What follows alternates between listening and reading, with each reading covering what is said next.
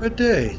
Today we're going to take a little walk around the Richmond State House in the capital of Richmond, Virginia.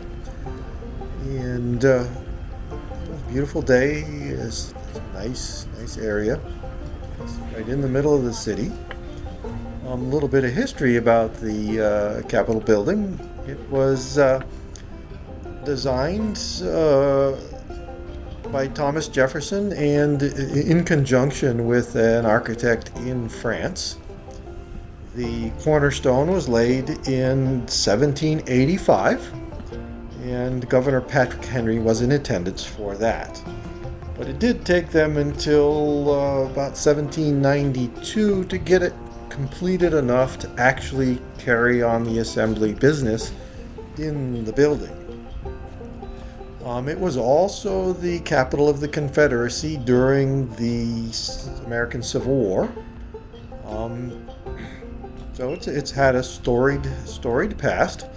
It's also noted for in 1870 there was a Supreme Court of Appeals in the second floor level of the building, and they had a event there that overfilled the courtroom, and there was a gallery, and because there were so many people in that gallery, it collapsed onto the courtroom floor, and the weight of that collapse actually collapsed the courtroom floor, and that whole second floor fell 40 feet down into the General Assembly area.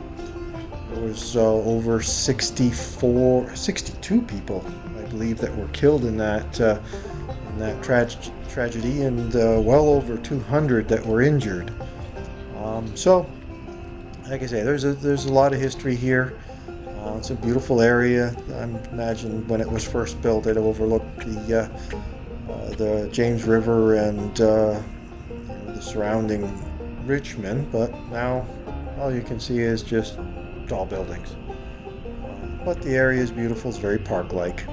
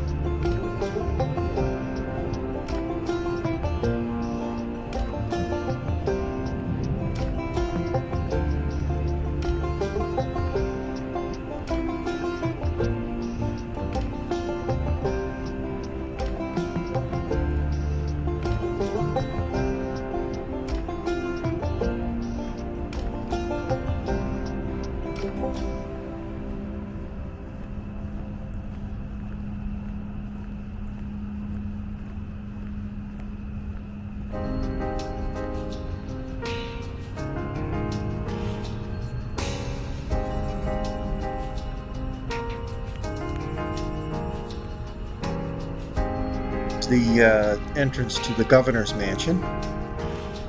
See, that's where the governor stays when he's in office. It is part of the Capitol grounds.